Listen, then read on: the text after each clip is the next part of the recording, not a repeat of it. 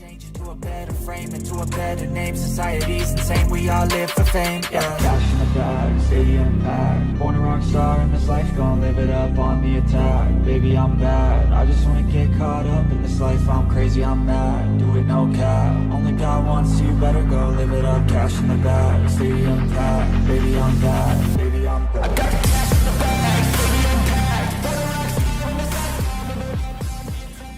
No, I had a sleeping stab through vest, machete, motorbike helmet.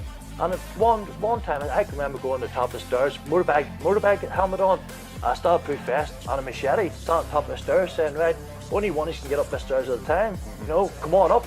And I guess one of the lads looked up and he turned around, they were tripping over each other down the stairs. That's the way it was. And my mum and dad, they're heroes in my eyes, because at the end of the day it was going to end two ways. Me and my dad would end up someone was going to be killed, either me, him, or somebody else. It certainly wasn't going to be us two, because we had it all planned out, you know what I mean? And I felt like this, like just a quick, as if someone just kidney punched me or something, And I felt it, and I turned around, and all of a sudden there was this lad running away. I didn't know where he came from, no. But it was like, obviously my adrenaline was going. I was myself down on the kitchen seat, and I was just sitting there froze, but I had a few drinks in me, Paul, and my dad came down the stairs, obviously to see if everything's okay, and the blue t-shirt I was wearing was just red, and what it was, when I got to the hospital, they filled up a syringe full of water. You see how deep the wound was, and they squared it in. It was a blunt screwdriver.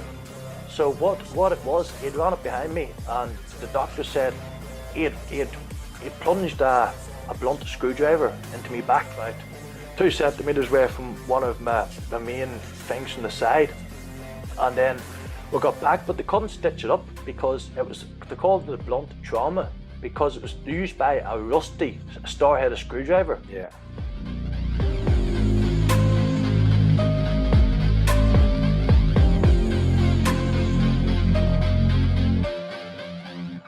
And we are live today with Carl Walker. Bro, Paul, how you doing, thank you so much, man. I really appreciate Anytime, it. buddy. Just from you sending me the birthday message, Yeah. You really didn't need to do that, but I really appreciate it, man. That's why I Anytime, threw it up on my system and just I'm blessed to call you a friend now, Thank you very much. Nah, it's good, man. Vice versa. Yeah, so this is an exclusive. You've never done one of these before. No, huh? it's first time, mate. First time for everything. Yeah, you got people hunting you for this I have podcast. indeed, as well, yeah. About 2 or 3 people. Now I've had the 4th one out there, but as promised, you're the main man yourself, so I appreciate you come it, man. first, mate. Thank you so much, No man. problem, anytime, buddy. So I know a little bit about you, but just take us back to the beginning of where you want to start with all this. So just give us a little bit of a... Yeah, well, basically, not many... I'm a known face, but not many know about me. There's no deep about me, but just a Belfast man who came over to England for a fresh start. Living life good, mate. Meeting good people. Enjoying myself. Can't get any better, to be fair. Doing a bit of training. Yeah, just going through the ropes. Really plant my feet in England and see what it's like. I'm enjoying it. How long have you been here for? I've been here now about 3.5, 4 years. 4 years max in England. Yeah, all the way from Belfast. What made you leave Belfast? A lot of trouble, Paul, to be honest. A lot of trouble back home. Just with the community and stuff, what goes on over there. And the certain people I was with, etc. Just big fallouts and stuff wasn't going too well. And they were involving my family, they were involving my mum and dad. The police were harassing me, they were harassing my family. They were kicking my mum's door through 3-4 times a week on a daily basis. Just torture, just mental torture, mind games, and jealous, envy people, just trying to mentally torture me till the point of explosion. But me and my dad was not going to let that happen, so we took stuff into our own hands, done what we had to do, and then we finally built up the courage and was man enough to pack our stuffs and come over to England for a fresh start, or else it was going to get very out of hand, very nasty, and stuff wasn't going to go down too well for anyone, including myself and my dad. So yeah, once that started happening, the harassment and the police and the troubles and what was going on, then me and my dad got proper deep into it together, like father and son would, stuck by each other, and gave the war back. And then we finally, it built up with my mum too much, till the point where it was putting her down a lot. So, she was getting stressed, she was getting down, she was getting depressed everywhere she was going. She wasn't enjoying life. So me and my dad, we seen this and we didn't like it. Seeing my mum upset all the time, but we were just men. We were just doing what we were doing, fighting back. But then my dad said, "Son, it's enough. Your mum is not happy. It's time to start fresh and get a new life." So that's what happened, mate. Then I'm here in England now, living it fresh. Yeah, I mean, it's a big difference. I've been to Belfast myself, and it's like living on the edge, isn't it? Yeah, it's living on the edge a lot, mate. Yes, a lot. Well, what can I say? You're living on the edge. You're stuck between a lot of people who hate each other for the wrong reasons. People who I went to school with, who were my friends, and then later on in life have become your enemies or become people you don't get on with over something so petty. As people probably watching this would know themselves, Belfast has their own reputation of its own. It's very clicky in that situation. Yeah, I used to do a lot of tattoo conventions in Belfast, down at the Titanic Centre and stuff like that. That's right, yeah. And we'd literally landed there the day after a riot just finished, and right. There was this nice, because Ireland's nice, right? It's lovely. There's this nice estate, and there was 3-story houses and stuff there, and there was a really nice house. Then there was a nice house next to it, and then the one next to that was set on fire. Yeah. And then it was a nice house again, and another nice house, and then there was 3 houses set on fire on the other street. Yes. And I was like, how did so many houses? I said to someone, what happened here? And they said, you just missed the riot. And I was like, what? But the day that we left, yeah. But it was everybody lived like it didn't happen. That's because it's normal over there, yeah. Paul. It's normal. It's normal. I couldn't believe it. It's for example here, over in England, when something goes down, kind of what people class as massive. Over in Ireland, where I'm from, it's small. Mm-hmm. So people over in Ireland are getting kneecaps shot, or getting stuff seriously done to them. They got a 6-pack. No, it's a 3-pack. 3-pack. Yeah, knees, elbows, and wrists. Back of your knees. You're at 2 elbows, 2 hands. What would you have to do for something like that to happen? Either steal, drug deal, cause anyone with a bit of a reputation or a name, any of their family members, pain, do something that you shouldn't be doing. Selling drugs in the local community. That's a big thing that over there, isn't it? It's a massive thing, yeah. Massive. They don't like anyone selling any sort of hard drugs over there, do they? Nothing at all. There's places in Ireland where people can't even sell prescription medications, such as people would take, maybe people over England here would take maybe a Zopicon or a Valium or something at night time to go to sleep. Over in Ireland, if you'd done that there, some of the men would come through your door and put two in you while you're in bed, So it's very serious over there, especially in certain communities. Mainly, why is it so anti-drug there? It's only anti-drug, Paul. I think in the Catholic areas of Ireland, because in the Protestant areas, there seems to be not that I would know too much about it, but the hearsay on the street, there seems to be that the Protestants have more of a say on the drugs, and a lot of money comes from that direction. And they produce a lot of men to do stuff like that.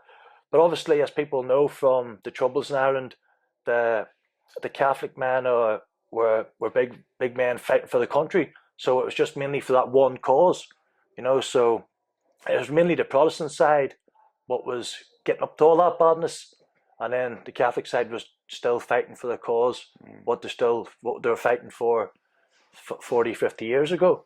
How easy is it for you to have been pulled into that lifestyle? Very easy. Very easy. One phone call. One phone call would have pulled you in that lifestyle. One phone call, and the one phone call would have been, can you do me a favour? That was it. That can you do me a favour would pull you in that lifestyle for the rest of your life.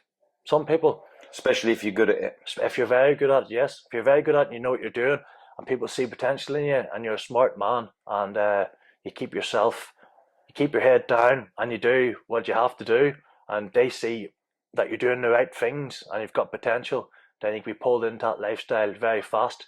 And what they'll do is they'll basically just use and abuse you, and get what they can out of you, and make you do what they want you to do. You go and do, because everyone's trying to impress the bigger boys, ain't they? Yeah. And some people's eyes, they look up to these people and want to be their heroes, don't they?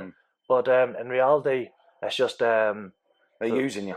Yeah, they're using you. Yeah, and they're bringing pain to your family and obviously yourself. But at that stage, whenever you get asked for that certain favour, like you said, being dragged into that lifestyle, it's more, people start off because it's more of a cool thing to do, but they don't think of the bigger picture, especially when they get a little bit older, and there's no way of turning back. Because once you're in it, Yeah, Paul. and the more game you are, the more, and you're a game fucker, aren't you? Yeah, I'm as game as they come. So it's very hard for me to bite my tongue. There's been a lot of accusations and stuff back home, of myself, but all accusations, like Paul, never no charges or nothing, just dial silly stuff. But then again, if you're a big lad like me who walks around 16 stone natural, 6'2", with a lot of tattoos and stuff, people's going to try and bring you into the game and stuff, to. Yeah, I mean, look, you got presence. You have got presence. Yeah. I get that myself. You the tattoos on the face and stuff, Yeah. and you, when you come into the venue here, I see people just turn around and look at you straight away. Yeah. So you definitely get picked out without even doing anything straight away. I do get a lot of that there, Paul, everywhere I go. A lot of presence when I walk into places, to certain places I walk into, and people just stop sometimes. So when I'm walking in, I can feel the crowd like slowing down. Yeah. And when I'm turning around, I can feel the faces and people on me. I don't know whether they're looking at the tattoos, or they're looking at the size, or what they're looking for, but I can feel my presence is welcomed in the building, So yeah, it's been like that for many years, though, Paul, to be fair. I've boxed for 13, 14 years. You started in Ireland, yeah? I started in Ireland, yeah, I did. A little club called Banbridge ABC, Banbridge Amateur Boxing Club. I still got the jacket to this day, very first club. So my dad was the head coach.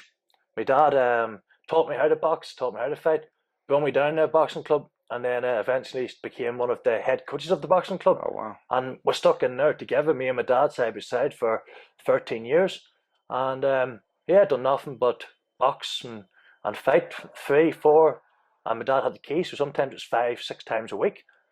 So I've many titles, glove boxing, amateur boxing, may I add. So I've many fights and titles behind my belt under that. And then once my name was getting about the town, and once people were firing it around, and I was a bit of a handy kid, then a lot of the bigger lads started hearing, here that Cardwan's a handy kid, etc. And then, they're lifting the phone up, Carl, can you do this? So I wouldn't do it. I said, nah, that's not me. I'm not doing that. I'm not getting involved in your business. So what they would normally do is send their right-hand man down, their handyman, to come and sort the hearsay handyman out. So when he would have came down, kind of make you find your place again. Yeah. Know what level you're at. Yeah. So when he came, that happened before. A man tried to pull me into his little circle, and he's actually dead now, to be fair. So I can't speak about him. He pulled me in. He got shot 6 times. He tried to pull me into his little circle, and he phoned me up and he wanted me to do some bad stuff to a certain person, but I knew the man. So I said, no, I'm not getting involved in none of that. It's nothing to do with me. It's not my business. I'm just trying to stay out of trouble, look after my family, my mum, my dad. Simple as that. So because I said no, he didn't like the word no, as these bigger lads don't. So he sent his right-hand man down, his fist man down to sort me out. So I was out the front of my house. I was speaking to my mum, seeing a red BMW coming up the street I live in. A lad jumped out. I knew what he was coming down for because I already got the phone call to say he's coming. Did you know the guy by face? I knew the guy. The guy used to be one of my best mates. He used to be one of my best friends. I looked up to him for many years until he started turning that path and that lifestyle, and then I kind of backed off from him. Yeah. And then he carried on, earning his big ego tough name. When there's nothing tough about it, but he carried on doing what he was doing. So when he was come down to sort me out, I knew it was going to be a bit of a a bit of a handful because I know I looked up to the man. He was a handy lad, you know. But when he got out of the car, I says, okay, no problem. You're here, whatever. There's a green outside the front of my mum's, big enough for both of us. We'll go out and we'll have a go. So we went out, we had a go. I got the better of him. The police came.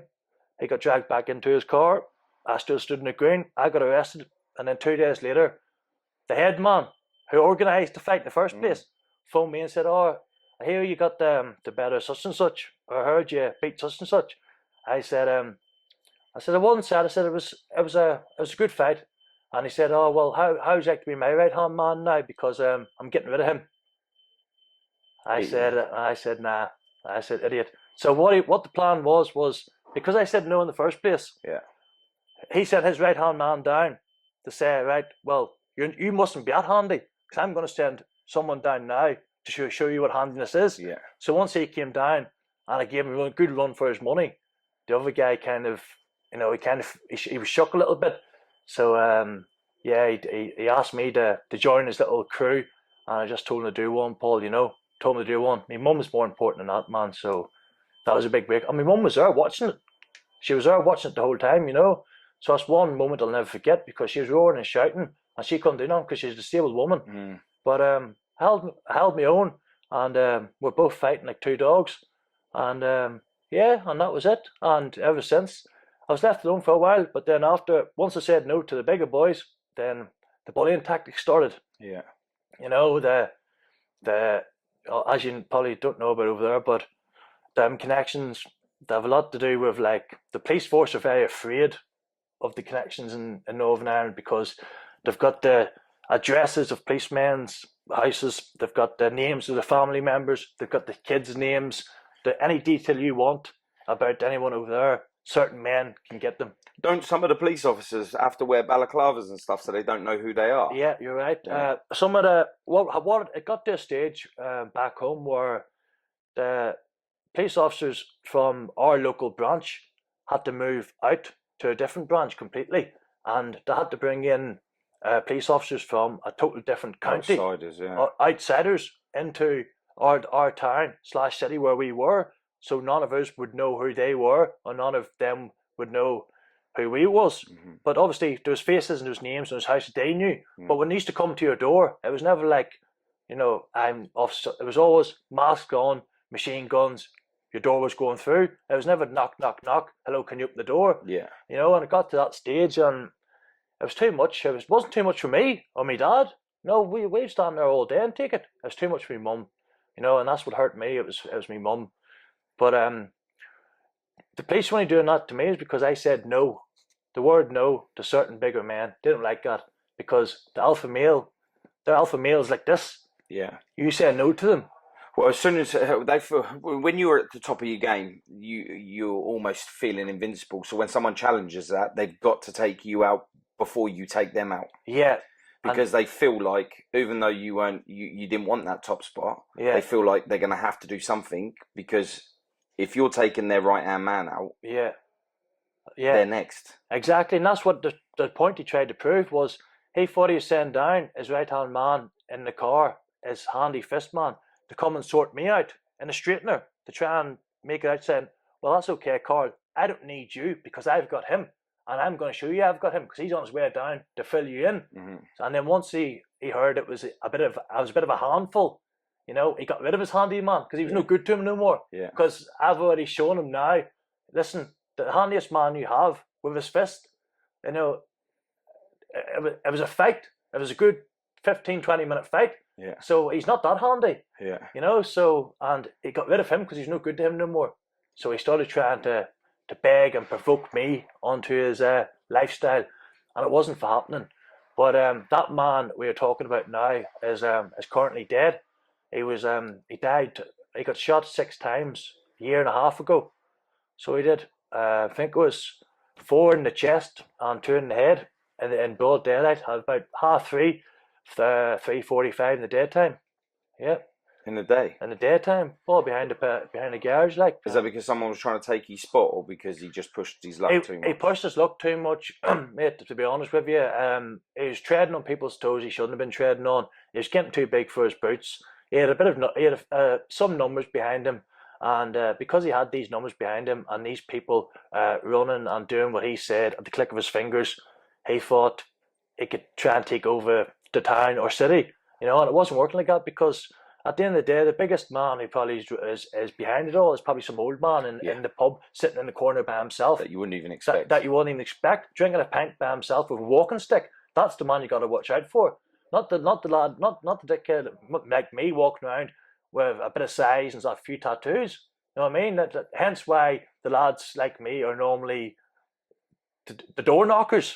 Well, I mean, this is how they managed to take down the mafia in America. Yeah, because they were all under wraps. They were all like just normal old men, just looking day to day, and they were absolutely fine.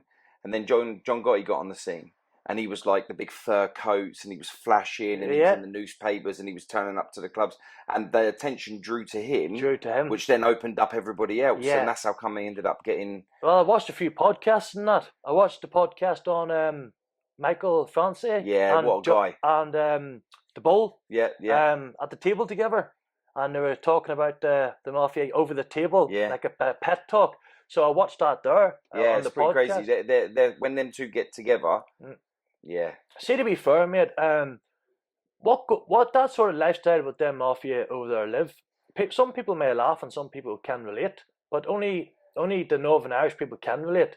It's something similar to the way that we live and lived over there. Mm-hmm. Do you know, with the way like the rules was given out, well, as rules was accepted, and you had to speak to this person before you could do this, or you had to go and ask this person for permission to go and do this, or you could, you go to certain people you go to certain men to lift certain things.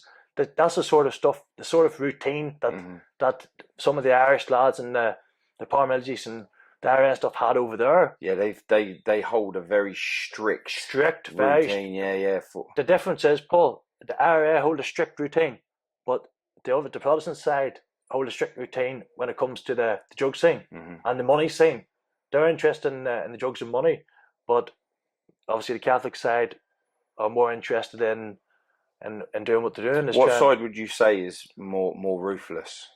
Depending on what situation. When obviously, like I said, when it comes to the money situation and stuff, obviously it would be the Protestant side, because they've got big numbers, they're very demanding, they use bullying tactics, and they're very ruthless because they haven't got a close, strong Irish Catholic family. They're all just mixed around. So like, some's been in prison, some ain't got families at all. It's like where the Catholic side is as a strong family, will stick together, like go to mass, good at like an Irish family, have dinner, Sunday dinner together, stuff like that there. So the Irish side, the Catholic side would be more family oriented. So you can trust more. You can trust, so you can trust your family more at 110% on that side. And the other side are just interested in what you can do, how fast you can do it, how quiet you can do it, and how much money you can make from it for them. And whatever consequences that you get. I feel like there'd be a lot more secrets that side amongst themselves. There's a lot of secrets, where with the family-based stuff, you know everything that's going on because everyone can talk within that unit. Yeah, there's a lot of secrets with what goes on, Paul, to be honest, behind the scenes.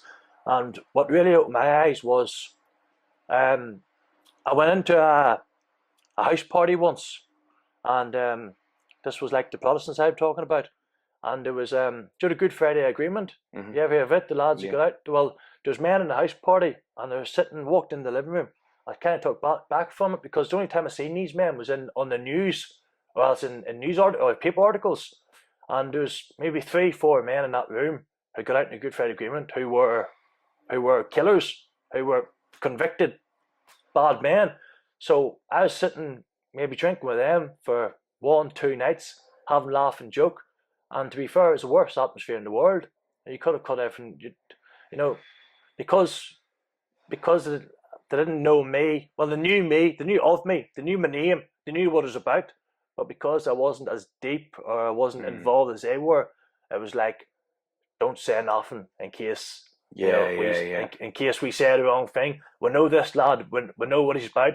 If anything happens, maybe we can maybe get him knock that door. But when it comes to the money side, everyone keep their mouth shut because he's not getting a piece of our cake. He can stay in the background, just use and abuse. And I wasn't having none of it, mate. No chance. No, I'm not going to be no one's puppy dog. You know, that's just the way it is. My dad's always taught me that. He says you don't answer to no one apart from your mum and dad, and that's the way I've always lived my life. It's true. Yeah, I never answered to no one, Paul. Never. Not the biggest man in the town phoned me and demanded stuff, and I still said to him, no chance. Even though I was shaking in my boots because I knew the consequences of what was going to happen to my mum's house and my dad's house. But at the end of the day, my mum and dad already would know what's going to happen, but they already know that down the line, if you said yes, you're still down the line. It's going to happen anyway, regardless. So once you're in with them, you're not getting out because either way they're going to use their bullying tactics. So you might as well say no at the start, knock it in the head, and say, right, well, if you've got something to do it now, But all I can say, if anyone's in that position, is bite your tongue, stick together as a family, and fight back, just like me and my old man did, and we walked away just absolutely fine, and that's because me, my dad, and my mum with a strong mentality. We all stuck together, you know what I mean? And we didn't rely on no one because my dad didn't trust no one at this stage. I didn't trust no one at this stage, My dad's an accomplished man now. He's a businessman, a very, very smart man. But this stage in life, he was kind of a bit on that slope because of all what was going on. And at one stage, he was sleeping with a loaded shotgun beside his bed and under his pillow for near a year because the door was coming up the stairs 3-4 times a week. I had a sleeping stab-proof vest, machete, motorbike helmet. And one time, I can remember going to the top of the stairs, motorbike helmet on, a stab-proof vest, and a machete, standing on top of the stairs, saying, right, only one of you can get up the stairs at a time. Come on up. And I guess one of the lads looked up and he turned around. They were tripping over each other down the stairs because I said, listen, they would have thought to come in and everyone would have been sleeping. But no, me and my dad's too smart. We already had it all planned out. So once anyone came in, we had certain traps at certain days, escape out. It was war for me and my family. You know what I mean? Not just myself. My dad was in it with me too. And he stuck by me the whole way and got me out of some situations that I shouldn't really got out of. And that was all due to my dad speaking sense into me, but also standing by me through all the bullshit going on. Sounds like a good guy, man. He is a good guy. He's a very good guy. And then when we moved here, the best about it, Paul, we moved here, mate, and now he's a fully accomplished man. He's a manager of a very, very big business, and he's a very, very happy man. And he gets on with his life now in peace. Has he ever spoke to you about, because obviously now he don't sleep with a loaded shotgun. Has he ever said to you, do you know what's good about being here is not having that shotgun beside me anymore? To be honest, no. He's never had that heart to heart with me where he's been like, son, he's never had that heart to heart with me in that way. It's when my dad spoke to me, it's always been, I tell you what, son, we're lucky to get out of that one, or I tell you what, son, that could have went bad. He's always spoke like that, my dad. He's never been like a conversation man like this. Only when I've done something wrong. And then he would say, sit down, and I would speak to him and he'd say, son, listen, think about it. You can't be doing that because of this. You can't be saying that because of this. You can't be going there because of him. Use your brain. My dad was being more into using his brains. He's a very intelligent man. So, no, the most things he would say is the best thing he ever done was move his family back to England. Because my dad's originally from England. Okay. Yeah, so he was born where we're living now. He was born in that town and raised in that town. Oh wow! Until he moved down at 24 years old. He was. He shipped his family to Ireland, but he was originally born and bred where we are now. So there's none of us we just came here. No, my dad took us back to his hometown where he's born, bred, and raised up, and that's where it was. And my mum and dad, they're heroes in my eyes because at the end of the day it was going to end two ways. Me and my dad would end up someone was going to be killed, either me, him, or somebody else. It certainly wasn't going to be us two because we had it all planned out. You know what I mean? Unless anyone caught us slipping, but they didn't catch us slipping because my dad already told me, son, don't be going there. And if you're going here, make sure you change your route every time. So if you go in their shop, you walk that way, don't walk the same way back, because someone spots you walking that way, they're going to wait for you down there. Yeah. And then they're going to come back up when you walk back, and then they're going to jump out and crunch you. So every time you go out, change your route, change your destination. So we're living like that for years, Paul, on edge. Not on edge of fear, on edge because we're smart. You know, it wasn't like, it was on edge because we knew what was on the line, basically. And me and my dad were ready to do some serious stuff if these people didn't leave us alone. You know, and a lot of people watching this know all about it and know all the names and they know everything what's went on. So it's very, very good that people watching this now will sit back and watch this and can clarify everything I'm saying, because as you know yourself from speaking to me, Paul, I'm a very outgoing man. No, there's no bullshit comes out of my mouth, and I just said how it is, basically. How do you think they will hear the message, though? Well, to be fair, half of them's in prison, as expected, and the ones who have had problems with me and has tried to as you make my life, my family's life, and my life misery, are now either are dead or else have put the rope up, or else have died of drug overdoses. So a lot of the lads who was putting the pressure on me and who I was fighting against, who I was at war against, basically, me and my dad with these men, half of them's in jail, half of them's been shot dead, and the other half's died of maybe, you know, hanging themselves due to certain stress of certain people, or else sniffing themselves to death, or else taking too many pills. So at the end of the day, if you look at the bigger picture, you know, my dad was right all along, you know, stick together so and we'll be okay. And that's what happened. So the lads listening to this now, a couple of them will have their hairs up in the back, growling, staring at the camera. But, you know, at the end of the day, I'm sitting here with a bunch of new friends, a new lifestyle, new lads, loving life, met new people, you know, have a good solid family. My dad's happy, my mum's happy, all my pals are happy, you know, everyone around me's happy, I'm happy. So anyone who's watching this now can watch in ego, can watch in spite, can watch in anger, can watch in frustration. But at the end of the day, you know, Carl's beat you regardless, you know what I mean? So all your bullying tactics didn't work, you know, because when it came to fists, I sorted you out. When he came through my door, me and my dad done yous. When it got that bad, they used to phone the police and tell the police that there's drugs in the family's house, just to get the police to kick a door through so they can mentally torture. And they're doing that 3-4 times a week. You know what I mean? They're phoning up death threats at one point and get the police come to your door with like a yellow page with like a death threat on it. So they say, Mr. Carl Walker, yeah, well, we've got a death threat from you, and the name, the group, etc., who it came from. And at one stage, Paul, it got that, there's that many coming through the door, it got that bad where I seen the police walking in with the yellow sheet, and as soon as I seen the yellow sheet, I just put my foot in the bin, and I says, put it in the bin. And there's selections of them. And the policeman went, there's a lot of them in this bin. I said, exactly. I says, and what have they done? I says, you bring another one. I said, next time, don't even bring them. And my dad says, yeah, he says, there's no need for him. There's no need for him to be here. So stop calling. But what they were doing was they're phoning in silly little folks' calls. Yeah. You know, because they didn't have the goonies come through the doors and do what they had to do. And that's the way it was, because I knew finally what my dad was about and what I was willing to do. Because I know I have a big heart. I know I have a big set of goonies, and my dad also has too. So if they want war, if they wanted war, they got war. For 1.5 years. They got what they wanted. We gave it to them. 2 men against a group of 45 men. You know what I mean? And half them 45 men now are 6 feet under, or else are stuck in jail.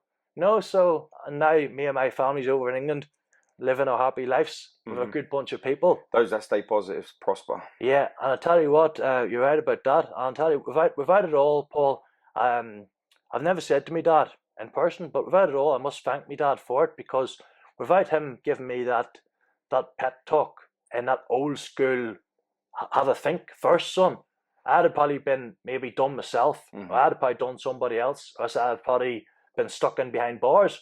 So without my old man telling me, son, calm down, this is what we're going to do, calm down, this is how we're going to handle this situation, calm down. This is what you're going to say. Without his old school mentality, he's been about the block attitude. Without that, you know, I probably won't be sitting here talking to you today. So I must thank my old man for that there. So yeah, he saved me in that way. 100% he has. Old school mentality, Superman. What do you think you'd say if you was to pull him up and say it to his face? What would he say if I pulled him up? He would just say, he'd probably just say, that's what dads are for.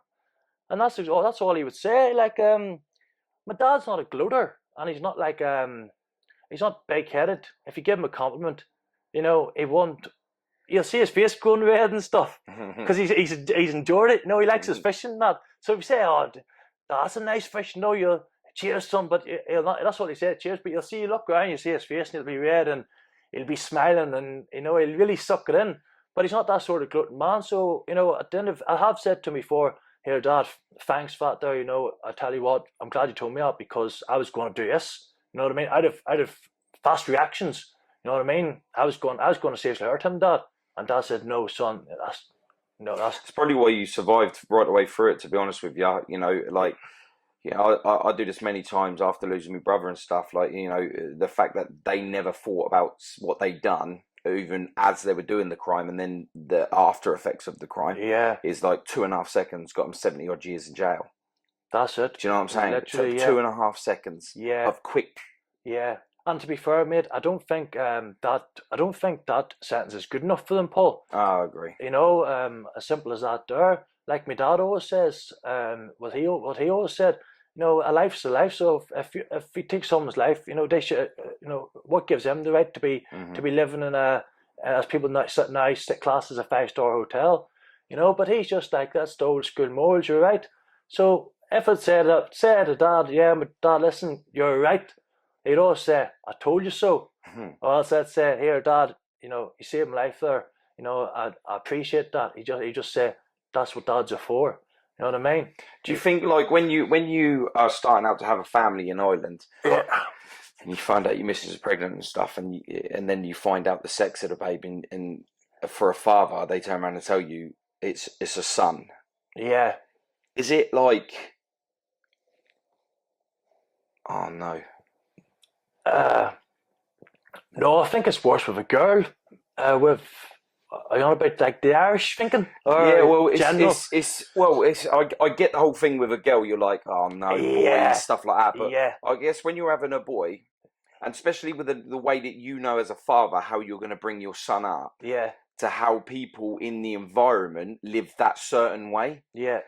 So you lived in Ireland. They look for game people all the time. You're going to grow up under a strong man that teaches you like the way it is. Of course, You obviously know that if you're a boy in most things, you're going to get him into sports, boxing, stuff like that. You're going to get recognised by people. Like my dad done with me with the boxing. Exactly, know, and then it gets recognised by people that it shouldn't get recognised by. And then you're drawn in. But with a girl, she's going to end up dating a guy that is like that, but she's not actually going to be like that. Do you understand what I mean? So when you have a girl, you know her future's okay as long as you can guide her right to make the right decisions. But with a son, that's a path that he's going to end up, no matter how much advice you give to someone, you had to have the respect for your father to listen to him, right? 100%. And you did. Yeah, I did indeed, you're right. And that works for you because you're here today. Yeah, and to be honest, only just as well, Paul, with the way my dad was speaking, sometimes I used to think, that man's nuts, you know, this has just happened to me. You know, I've been stabbed here, and, you know, and my old man wants me to sit back and relax. You know, and when I'm thinking, hold on a minute, you know, Dan, this ain't good. This ain't going the way he's thinking. But when I have listened, he's always been right. So I can vouch on that one. You know, but so you're right. When having a son, he's like you said, and a facial figure growing up. And my dad got me into boxing and stuff, and people recognise you for the wrong reasons. And they see you're a bit of a big lad and a bit of a handy lad, and they can say, oh, we can make a few quid out of this fella. Well, I'll tell you what, we'll bring him to the local nightclub, and if anything kicks off, you know, at least he's around, you know what I mean? Bit of muscle and muscle. And then you find them people that want you around, and they use you for that thing. So, you're my pal. I'm going out tonight, but I can't go out because that person over there, I know that it will get me. I know. Yo, you coming out? Yeah, all right, come on, I ain't got no money. That's all right, I'll pay for everything. And you think to yourself, oh, they're my friends, they want me out. Yeah. Next thing you know, you're doing 12 years in jail. Yeah, you're right, yeah, with one splint of a second. You're right, mate, 100%. And then they're not messaging you. They're not paying for nothing. They're not coming to visit you. No. You're gone. They're carrying on with their life and not even think twice about what you've done. They've replaced you. As soon as you've got arrested and Dave here you got arrested, you've been replaced. You know, they probably have already a backup person already. Yeah, just like the right-hand man when you beat him. Exactly. He was replaced and he was a right-hand man. Yeah, so what was there, his game was, right, who's the toughest lad to have as my right-hand man? So we'll send him down, and if he wins, I'll keep him. But if I send him down and Carl wins, we'll replace him with him then, and we'll just chuck the other lad away. You know, and that's the same situation as we're speaking about. But you're right, you don't see nothing from them. You know, they use and abuse you and just make your life misery for the wrong reasons. Obviously, you don't see it. No. You don't see it till it's too late. You don't see it till it's too late, mate. And like you said yourself, one split second, like what the situation that you were speaking about, and you end up looking at double figures in prison. For what? You know, for what? For looking up to a bunch of meat-headed lads who think they are something, and because maybe you think they're cool, I want to be like him, so when he phones me, I'm going to do what he says. You know what I mean? Forget about your family and forget about your life and forget about everything else. But because you think somebody's cool and because you look up to somebody else, once he rings you, then let's go running, let's go do what he says. But don't worry about your mum and dad sitting there. You know what I mean?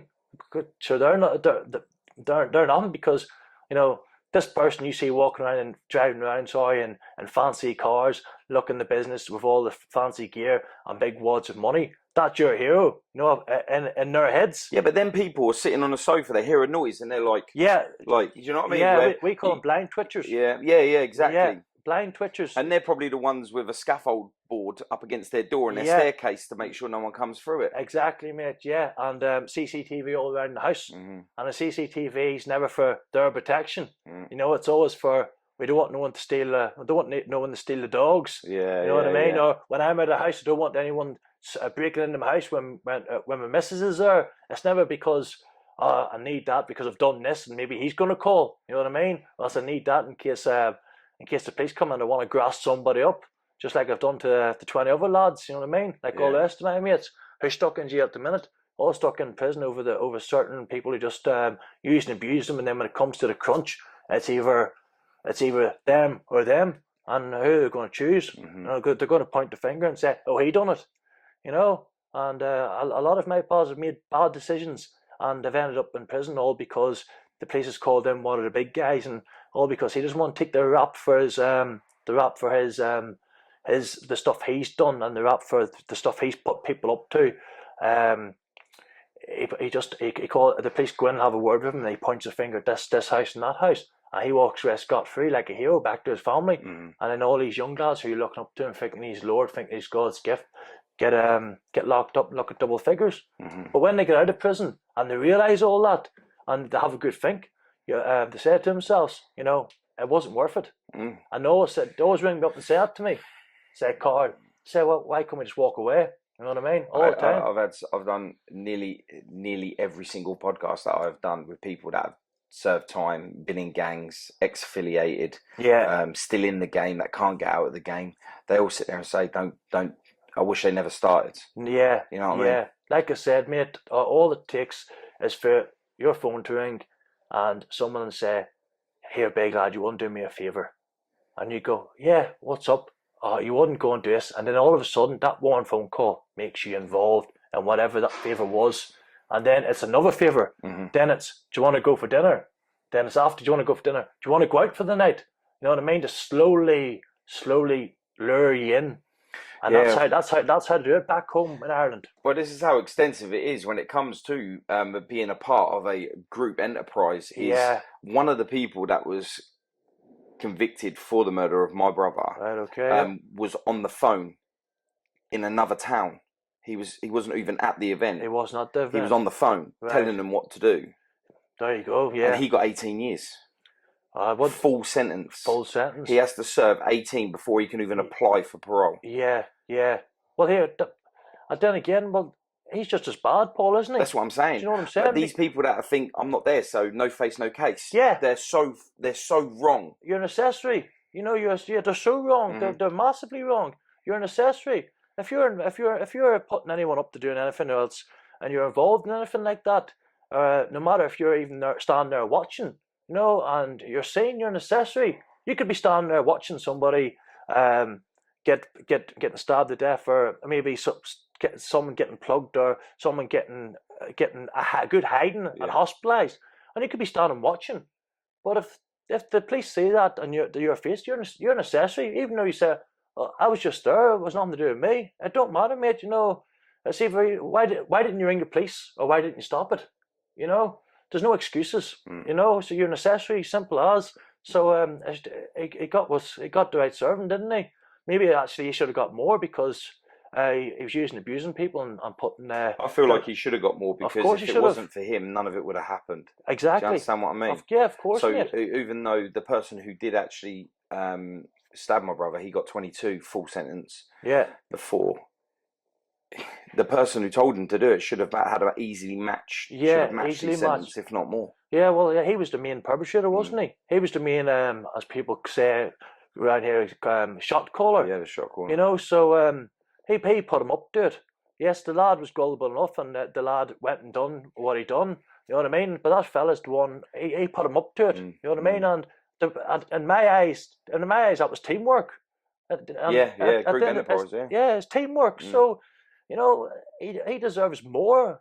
They both deserve a lot more. They both deserve as much as each other, to be honest with you, mate. And that's the truth, And whether you're calling the shots or you're the runabout, if you're doing it, you're doing it. If you're in it, you're in it. If you're watching it, you're in it still. You're involved. So all these excuses that people make up. Oh, I was just watching, or I was with him, but I didn't do nothing. It don't matter, mate. It don't matter. You were there. You were there. No, you seen someone putting the knife to my mum's throat. You seen that fella hit my mum. You know what I mean? You seen them lads jump me. You seen me getting stabbed. You seen me getting gun put to me 6 times. You know what I mean? Oh, I know, but it was nothing to do with me. No, but you were involved with these lads. You know what I mean? You hung around with these lads. These were your friends. Carl, I know, but the stabbing was nothing to do with me. But they're your mates. You're involved with them. You knew what was going. You knew what was happening. So why didn't you inform me? Yeah, give me a heads up. Why didn't you give me a heads up? There's no point now. Your arse going because I'm standing in front of you, punting on you. You know what I mean? Your arse can't go now, mate. Can you tell us about the stabbing? Yeah, I can do. Basically, I was out on a night out, and I ended up going to one of my ex-girlfriend's houses. It's like a little village out of the local town, city where I am. And at the end of the house party I was at, it was about 2 a.m, and a car. I was walking down the main road. It was like a country road, and a car pulled up beside me at a fast pace, but it slammed on the brakes. It must have recognised me, and 2 lads jumped out, but I only thought 1 jumped out. So what had happened is 1 lad had jumped out from the passenger seat, but another one jumped out from the back end, but he must have went round the car. Yeah. So the lad standing in front of me, I thought it was only me and him. So when he jumped out of the car, I says, right, okay. And me and him were fighting. And then after about 2 minutes into the fight, I felt like this, like just a quick, like out of, like as if someone just like kidney punched me or something, And I felt it, and I turned around, and all of a sudden there was this lad running away. I didn't know where he came from, no. But it was like obviously my adrenaline was going. I was angry. I was shouting, screaming. So I went back. I managed to get back to the house. How I got back to the house was probably just on adrenaline. Managed to get back to the house, and I was wearing a baby blue t-shirt. And I plunked myself. I went through the back door because my dad, they always give me a key to the back door. You know what I mean? And it's not the front, always the back. Because when the back door was getting open, they knew it was me. You know what I mean? Yeah. So it was come through the back door, so we know it's you. You know what I mean? That's the life we were living. So I came in through the back door, and I plunked myself down on the kitchen seat, and I was just sitting there froze. But I had a few drinks in me, Paul, And my dad came down the stairs, obviously to see if everything's okay. And the blue t-shirt I was wearing was just red. you know. And what it was, when I got to the hospital, they filled up a syringe full of water to see how deep the wound was, and they squared it in. It was a blunt screwdriver. So what it was, he'd run it behind me, and the doctor said he'd plunged a blunt screwdriver into me back, you know, like that. Yeah, yeah. And so what they done, they says that it was like 2 centimeters away from one of my organs in my back, on my side, my bottom left, and he plunged in, and then he ran away. But before I didn't even know he was there. Did he leave it in? No, he pulled it out. So it was like a quick puncture. That's why I thought it was like a kidney shot, because it's just a quick in and out. Because he knew if he jumped in the fight, he knew I was gonna maybe turn around and have a go with him, because it was giving his mate. Well, both of them. He could have jumped in and had a scrap with me with nothing, because it was me and his mate was already fighting. So he could have jumped on my back. He could have jumped and gave me a slide dig from behind. Yeah. But what he just done, he dirty joked me. I think it was to make it like kind of like a statement, you know. Oh, I got caught, you know. I sorted him, you know. But now I managed to get home and then to put that syringe of water in it, and it was about 2 centimeters away from one of my main things from the side. And then we got back, but they couldn't stitch it up because they called it a blunt trauma, because it was used by a rusty star-headed screwdriver. Yeah. So they says that if he would have came and he would have done you with a kitchen knife, it would have sliced in and out. So obviously you can stitch it. Yeah. But because it came in like that, it didn't go in and out like that. It went like that and pushed my skin, and then it pushed and popped. Yeah. And then like it's the screwdriver like struggled its way through my back, and then it ripped out. So all they could do was like glue it. They could do nothing with it. And that was it. They called it a blunt trauma. Yeah. And it says that it was because it was they found out by the shape and the way it was a star-headed screwdriver. It was rusty, and they had to do like all them antiseptic shots and all that, the cleaning out, and it was a horrible experience for me. It was really horrible, and that was a wake-up call. And I think that was one of the reasons why my dad said, "Son, you can't go around drinking in this position you're in," because at this stage when I was doing in that position.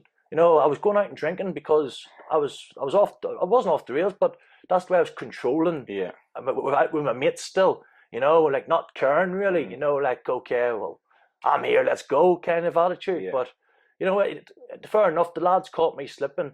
Yeah, and like chickens they are. They jumped out of a car, one dirty drove me, jumped in the back of a car. I jumped back in the car and drove off.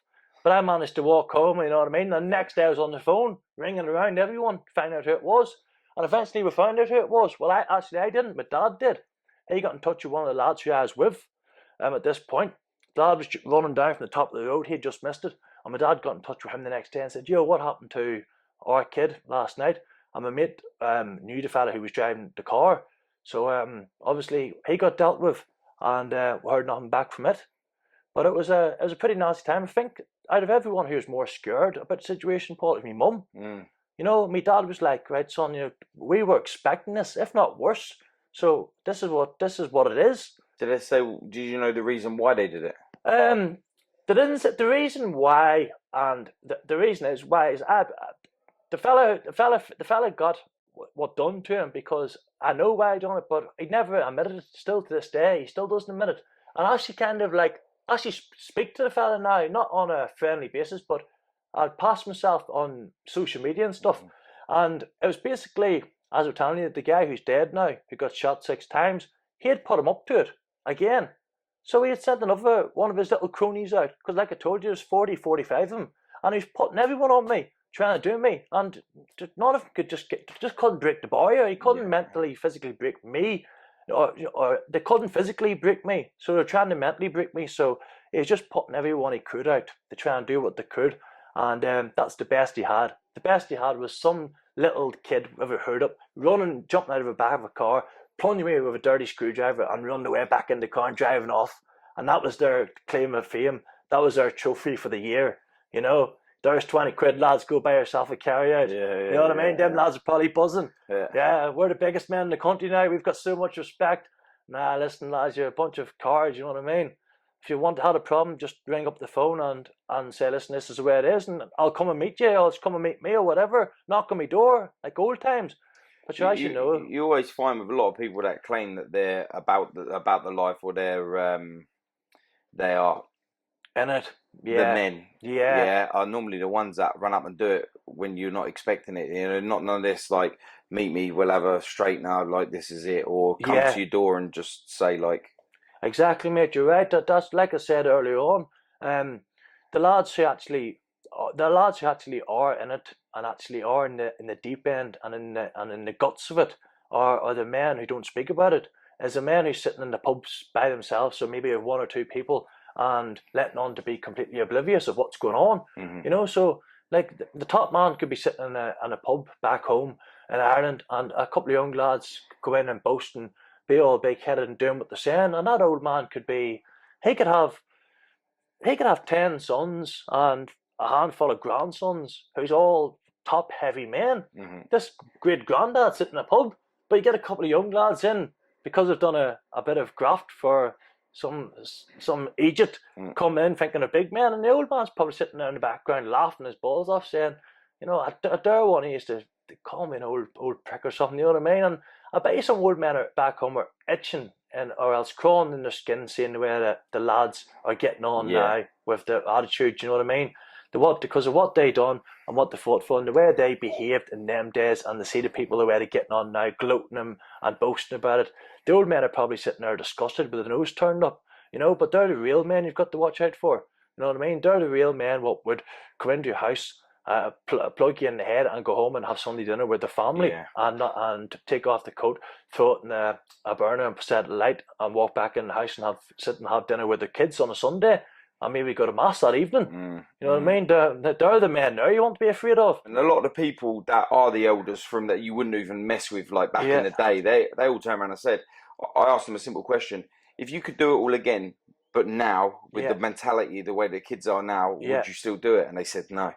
No. He said because there's not the street code anymore. No, there's not. So that's all gone. That's all gone. The gentleman's side of the gentleman's side, the loyalty side, the old school way of dealing with things is all gone now.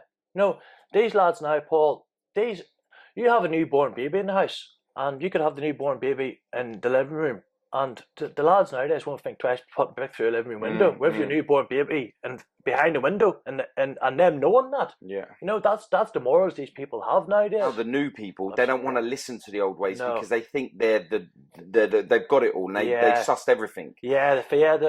And now you've got private educated kids coming from good backgrounds where parents are together their whole life working, serving 20 years because someone said if someone does something to you, stab them from the hip up. Yeah. From the waist up is attempted murder, isn't it? Yeah. So and that you're right. And people nowadays, and like you're saying yourself, with their parents and stuff, they're putting their kids out there because the world's turned that bad. The parents are basically teaching the kids to do stuff like that because they know they inherit the hate. Yeah. They inherit the name, because there's a lot of, you got to remember now, when our parents had us, they were quite older. Yeah, now you've got kids having kids. Yeah. So what happens is they haven't got past that maturity mentality where they're starting to understand that the problem is with me and you. Yeah. They're not going to carry that. I'm not going to give that problem to my child to then carry on against your child. No. Or you. You know what I mean? So that's it. Yeah. So the problem they bring it on. The problem just drags. It extends, doesn't it? You know, and I've realised that with a lot of families, it's like, you know, beef. Some people's beef never squashes. You know, it's like, you know, just because something happened to like your granddad, it doesn't mean it has to be passed down to yourself. Well, it's just because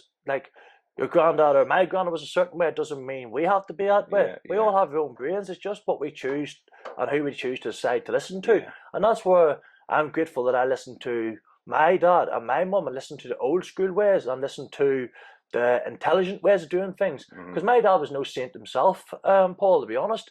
He's a pretty bad man growing up himself until he had me. He changed his life around. So that's how I know he was no bullshitter, because I heard a lot of stories about him myself when I was growing up, you know, but I didn't see it in my dad because it's my dad, you know, so I didn't see it in him. But, you Even my mum said, my dad he was one of the hardest men in the town, if not the hardest man in the local town he lived in. He could, and all his mates, 7, 8, 9, 10 of his mates even told me when they were meeting me when I came to England, I says, "Oh, your dad, he was one tough man in back in the day," telling me stories of fighting, when he was getting like old school street fights, and then they're saying to me, "Oh, your dad, he's a tough man." It wasn't just one or two people saying this. It was 8, 9, 10, 11 people saying this, So I never really believed my dad, to be honest with you, Paul, for quite a long time, until I heard it coming out of a lot of people's mouths, and then I was like, "Hold on a second." But what made me did believe him was everything he told me to do whenever I was in them sticky situations, and whenever I was that close to doing something very bad that I shouldn't be doing, or whenever I was that close to being locked up, whenever I got in them situations, and he said, "Son, take a step back, think about it." You know what I mean? And that's when I done that. Then when stuff started falling into place, and he used to like predict the future. He used to say, "Right, son, that's going to tell you what, this is going to happen. He's going to do this. That's going to happen. He's going to go there. He's going to just screw him over. He's going to screw him over for money. He's going to go to prison for him. He's going to run away with her. He's going to do this." And I sit back and go, "This man nuts." But tell you what, every time he used to predict these things, I sit back and it was always right. Everything he said, "Son, he's going to do him over," or "Son, he's going to do him for his money," or "He's going to use him." Mock my words. And every time he used to say it about certain people who I was involved in, or else was involved in that circle that I was in, I used to sit back, and he was always right. I used to sit back and watch. I say, "He's right." And then again, "He's right." And again, "He's right." Then that's how I started believing him, because everything he said was right. And that was whenever it was like, when it got sticky, like I told you, that's why my trust was so strong in my dad, because I believed he was always right. He was always right in these situations. So, whenever we planned to stand up for ourselves against these manipulative men, then me and my old man really took it to town on them, and we stuck together as a team. And my mum as well, one of the strongest women I know, if not the strongest woman, because at the end of the day, if they remember, it's all right for us going out and doing what we're doing, or sticking together, else doing the dirty part of it, me and my old man. But my mum had to mentally listen to us, mentally have the police coming through our door 3, 4 times a week, mentally exploring the pain what I was getting put through, what her husband was getting put through, what was happening to her home, her pride and joy was getting smashed up 4 or 5 times a week. The police were coming through the door 3, 4 times a week. My mum's going. We didn't think about that because we were more of the physical side. Yeah. But my mum was. She's strong too, because she had her pride and joy, which is a woman's house, was getting ruined over me making the situations I made with the wrong people. Well, it's the wrong people trying to get involved in my life when they shouldn't have been there in the first place. You know what I mean? And it was all over because I was a handy lad. That was it. And because I said no. Because I said no, and because I was a handy lad, he didn't like the word no. Yeah. And he hated it. And I said no. On the phone, no. To his face, no.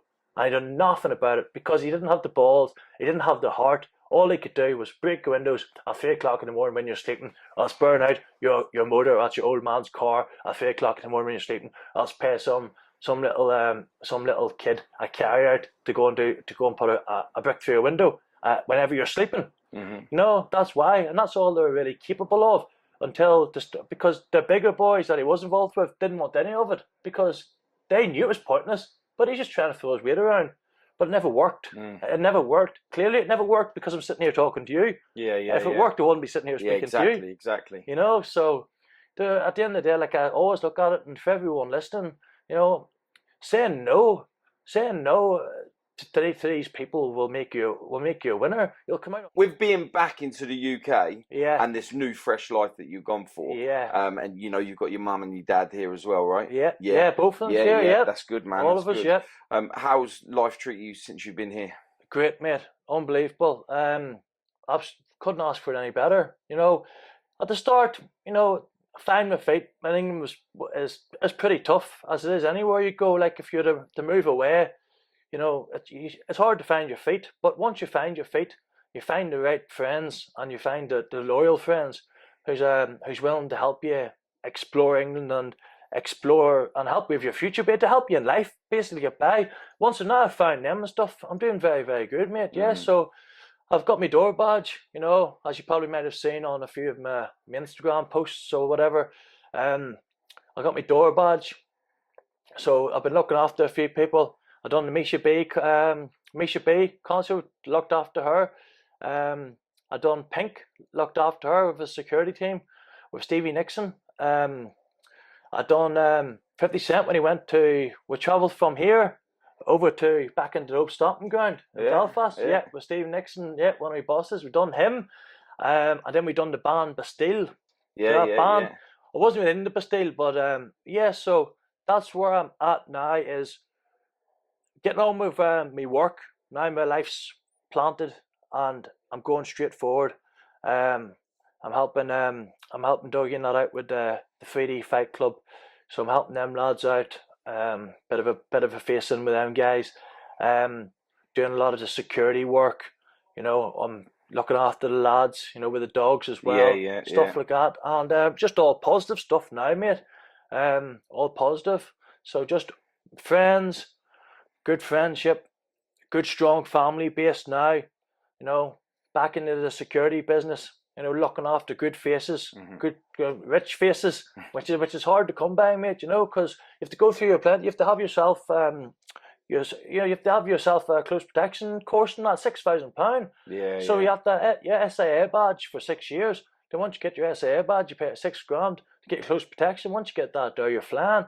So now I've got that. I've looked after a few celebs and a few big faces, which I'm pretty proud of because of what it came from. Yeah, it's a massive difference within your life. It's a massive difference, mate. I tell you what, all in the space of such a small period of time, because I had my SIA badge over in Ireland.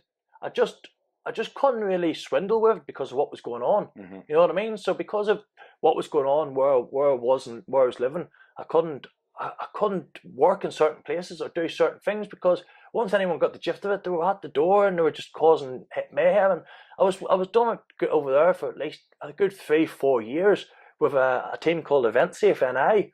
Worked with them guys, but like I said, the people were calling at the club and stuff, and you had work and they were trying to offer you out, and they knew you couldn't do nothing, you know. Yeah. But now I moved here. Basically now I'm here, mate. It's just solid friends, solid friendship, close protection, looking after people. You know what I mean? Just walk around tonight, and Dougie's asked me to keep an eye on the place and look after him and his family and that lot, which I will do. I keep my head in the background, keep my eyes open, you know, because he knows what I'm about. You know what I mean? So it's like you said, you don't need to run around and gloat about it or tell anyone what you are. If you are something, people will hear, or people will come and approach you. You know. So I'm just helping the lads out, and my mate Garvin, good friend of mine now. You know, me and him's type. We're just making good friendships, and I'm really getting somewhere now, mate, which feels good, you know. Yeah, I'm really glad. I'm really glad for you. You're a decent guy, you know. Thank you, Paul. Thank you. You know, from the first reach out when you sent me, like I said, when you sent me my birthday message. I just thought to myself, what a decent guy, you know. Yeah. Like I said, I've always been a big fan of watching yourself, and just and your Instagram and stuff, and your tattooing especially, mate. I love your tattooing. I appreciate it, man. Absolutely love it. It's right up my street. Plenty of style. So that's why I've had a bit of a soft touch for you, because I listened to your story and that too. It was heartbreaking listening to it, because I've known people in certain situations. It's not very nice, mate. So after that, I followed you a bit on Instagram and your tattooing and that, and then once we got in contact, once you started speaking, and then he gave me this opportunity and he asked me to come on. I said, yeah, 100% I will. There's many other podcasters had asked me to come on as well. You know, 3 or 4 before, but you know, I said Paul's coming first, because at the end of the day, you know, it's he's doing a favour for me, I do a favour for him. No one needs to know about that, but that's just the way the lads roll. It's connection, mate. Yeah. It's connection. 100% connection. You know, you have connection with people in different ways. But some ways, like me and yourself, we have more connections as brothers, as friends, you know, as we could see each other inside out. We know what each other's about. Yeah. Where some connections, you just still unwary of the person. Yeah, you keep. Are you showing me something that like you're just trying to show me the fake you to make me like you? Yeah. But really, all you got to do is be yourself, and you'll be surprised how many people will click with you like that. 100%. That's all what happened to me when I came to England here. I just been myself, and I met all the lads just being myself, and everybody without even having to run around and I could have let on to be anyone. I've been an idiot and fired my weight around, but I've done far from that, and I got good opportunities with some good people. I'm working beside some good men, doing all different things, not just the close protection, not just the doors. I'm looking after people in like events, like a 3D Fight Club. I'm looking after people in bare knuckle events, festivals. I do everything like that, all security work, because I have the experience, Paul. I have the background. I have the guts and I have the brain. I have the street brain and the knowledge to spot these things coming. So a lot of people hire me for the brains and also the muscle and bustle to be able to get these people away, the trouble causers, as people call them. You switched on. I mean, when you come through the door, I mean, we'd spoken a lot over FaceTime and stuff. We've had massively, we had like 40-minute conversations on FaceTime together, just going at it. But when I see you today for the first time and I see you come in, I can see you switched on. You was looking around, you were seeing what's about, and I could see that you was definitely made for that job. 100%. And to be fair, I should thank Aaron for that, because it gave me that guard and that. To know how evil people are, and what people are like, to be able to have my wits about me, So like you said, you see me walking in earlier, and the first thing I do is have a quick look around, so I know who's where. I know he's there. I know he's there. I know my mate's there. I know my other mate's there. Yeah. He's safe. That dickhead, he's staying over there. I know he's over there. So if anything happens, I know where everyone is. I know that door's shut. I know that one's open behind you. Exactly. Yeah. And so people to hire me from. Some people, especially on the doors, like to have streetwise men working for them, because they can spot the individuals and the trouble causers coming a mile away. Yeah, and I'm very good at that, mate. I'm a very good judge of character, because I've lived that lifestyle, and I've been around these people all my life. Yeah, I've been around some serious men. Serious men who's got out the Good Friday Agreement, which is for killing Catholics and Protestants. So these men are evil serial killers. Maybe 30 bodies under their names. And I'm sitting in their company drinking. So I need to have my wits about me. If not, I'll probably end up the same place them other 30 people have. You know what I mean? I don't want that. So Ireland's made me have my wits about me. So a lot of people have brought me along. Like Dougie himself, because I have my wits about me. I'm a good lad. And like last night, for example, we went out for, I don't drink myself, Paul, to be honest. So same. Yeah. So last night we went out and we non-alcoholic ones. We're just having them now, but we went out and I was just keeping an eye on Dougie's old man. He was out with us, Johnny, and I was sitting beside him, keeping an eye on everyone and just making sure that I'm sure he can handle himself, but that's just in me. It's in me to protect the people. And it's amazing that when you do go out and don't drink, how much you do actually notice. Man, it's unbelievable. You notice a lot of stuff. And and I'm sure your dad would be the first one to say, like, if you're drunk, like, don't go out and get wasted when you've got people that are trying to get you. Another perfect example. That's what he was trying to drill into me the whole time. And what did I do? Go out and get a screwdriver plunged into my back. And when I got home, he didn't have no remorse, because he knew it was. I told you so. Yes, that's what he said. He said, "What did I tell you, son? What did I tell you?" And he's sitting in the hospital with his arms folded, as if to say, I looked at him and it looked like he wanted to strangle me, like Homer Simpson. Are you stupid? But no, that's just the way it was. So a lot of people have hired me for my brains, Paul, and I'm a strapping lad too, so I can handle myself. And I've done 12, 13 years of boxing all my life, and I also vetted to coach kids and stuff in boxing, which I have done. I've done that for 4 years. After I quit boxing, before I could have turned semi-pro, I coached kids for 4 years, under 10s, boxing, kids, and it was fun. I really enjoyed it. So I've got my level 1, 2, 3 boxing coaching course since I've moved to England. I'm vetted to coach kids since I've moved to England. I've had brand new bunch of friends since I've moved to England. A positive lifestyle with my mum and dad safe and happy. I've a part-time job running the doors, helping lads do security events quite often. All this since I've moved to England because I've said no, and because me and my family stood up to the people who was trying to get me rolling to the bad ways. All because I said no. I says, you ain't getting me. You know what I mean? I'm going down this way. Yeah. You's going that way. I'm going this way. No matter what you do to me, I'm going that way. Positive always leads you to prosper. And look now, and like I just said, all these things I've worked hard for since I stepped off that boat and I stepped into England, and I've got everything that I always wished for when I grew up in school. I've got it all now. Good, solid friends. We're in the security business, what I've always wanted to do. You know, what kid doesn't watch a film and see the bouncers and see Roadhouse, like a roadhouse. You know what I mean? I want to be like that. You know, so you know, and go to the gym and lift some weights and do some boxing training. Just be a typical boy and a typical man. You know, but a man. You know what I mean? Like be a typical man, but I'm a boy in a man's body. That's what I am, and that's what me and all the lads are. We're just a bunch of like boys in men's body who just want to have fun. And ever since I moved here, mate, like I said, everything's just so positive and so good. And my family's all safe. All my mates are happy. And we're just smashing it now. And it's real. I'm making new friends every day. And everyone's seeing the real me, which is finally because now I'm not Sets you free, doesn't it? Since I'm freed, Paul, thank you. So now I'm not living over in Ireland with a guard up. They're not trusting no one. You know, attacking the first person who comes near me because I think they're doing me wrong. Or else I walk into a room and someone gives me a dirty look, and if all of a sudden I think, well, he's something to do with them. Whack. You know, that's how what it was. An instant one dirty look and it was on. You know, because I was walking around with my guard up. You know, my hair's my back, waiting for something to happen. But now I'm here and I know what the lads are like. I know how loyal everyone is here. Well, the people I've chose to be around me. No.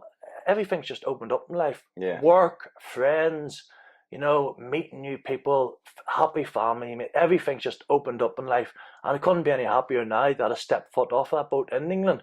I'm absolutely buzzed for you, mate. I really am. And I'm glad to call you a friend now. Yeah, same to you. We're always going to be in contact for sure. 100%. Always, mate. And this is this is only part one of my story, Paul. There's a part two, and you'll get it as well. Yeah, we're going to cover There's a massive part two, so there is, because that was only a blink. That's only a blink of just the bad side what I got off some certain stubborn enemies. Yeah. You know. Yeah. But we'll cover some good quality content, and we'll definitely get it booming.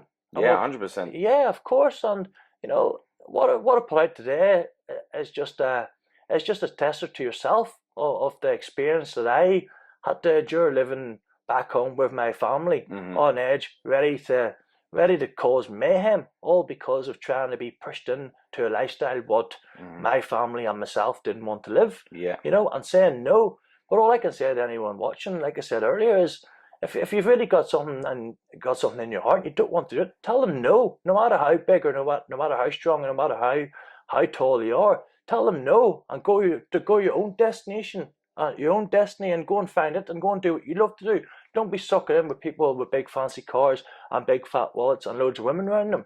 You know, that's not life. That's fantasy. That's fantasy. Yeah. And people, the quicker the teenagers growing up now realize that, the better. You know what I mean? Because it's only going down two roads, either dead or in prison. Yeah, I'm glad you said that, you know, because one of the things that I try and put across there with my channel is, you know, just none of it's worth it. And you think you're somebody until you're all alone. Yeah. In the cell.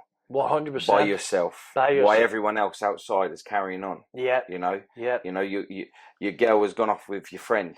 Yeah. Your kid's being brought up by somebody else being called someone dad.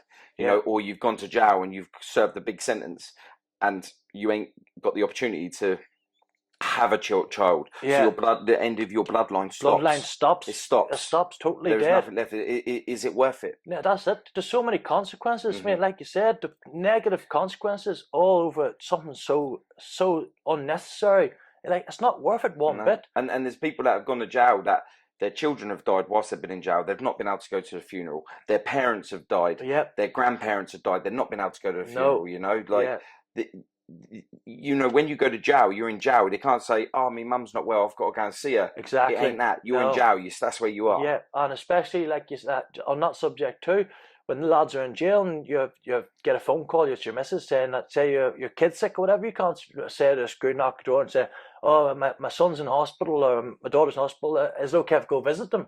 You know, you have to live for the rest of your life, or whatever years or whatever months you have in that cell, or that even the rest of that night, or the rest of them hours, thinking about what's happening on the outside. So it's not worth it one bit. No. The amount of people you leave behind in a negative, horrible way, all over your selfish actions. You know what I mean? For what reason? There's no reason at all. There's no excuse. There's no excuse, no matter how people try and milk it, or no matter how people try and glitter and glam it. There's no excuse for going out there, out in the street, and getting into an argument or a fight and doing something you shouldn't be doing, and walking away. You know what I mean? There's no excuse for going out there and stabbing someone. There's no excuse. You can't justify that. There's no excuse for going out there and shooting someone. You can't justify that. Just because you can do it doesn't mean that you've got the power to do it. Exactly. And if you do that, then think of the consequences. And the consequences is a list that length. One of the things, like when I was doing the things that I was doing, I never ever thought about how people felt after I'd done it. Until it happened to me. Then that was a whole brand new feeling that made me just change everything. That's it. I think that's what it takes sometimes for some people to open up their eyes. It's a hard lesson, though. It's a hard lesson, mate. It definitely is. You're like that engrossed in the stuff yourself. It's me. And obviously, you don't think about no one else around you. It's what you want, and it's how much money you want to have, and it's what car you want to drive. But you're not thinking about your mum or your dad or your family or your wife or your kids or nothing like that. You're just in that selfish rage of anger of me mode, and it gets you nowhere at all. You know, the best advice I could say to most people is, you know, have a few beers and sort it out, or whatever you do, and go back to your wife and kids and be happy and live the rest of your life in peace. You know, definitely don't live the life that me and my old man and my mum was living back in Ireland. And if you are, stand your ground and be the bigger person, and maybe consider living somewhere else where you can live in peace with your family, because is your family and your life really worth losing over a bunch of nobodies who's going to end up dead or in prison anyway? No, it's not, mate. Definitely not. So just say no and walk away. You know, and if that means moving country for a better life, then do so.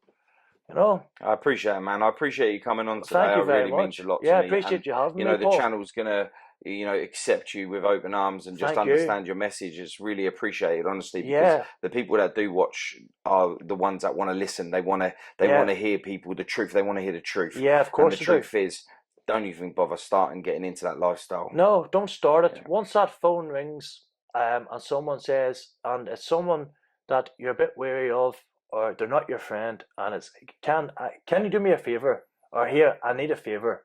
Say no. If it's a cup of sugar, yes. Yes, if it's a cup of sugar, yes. If I'm going to lose time or give my family grief, yes. No, you got to, you know, just do your thing, but just don't get me involved. You're right. Brother, thank you so much. I really appreciate it. Like, I really do. Thank you so much. Mate, come on your show anytime.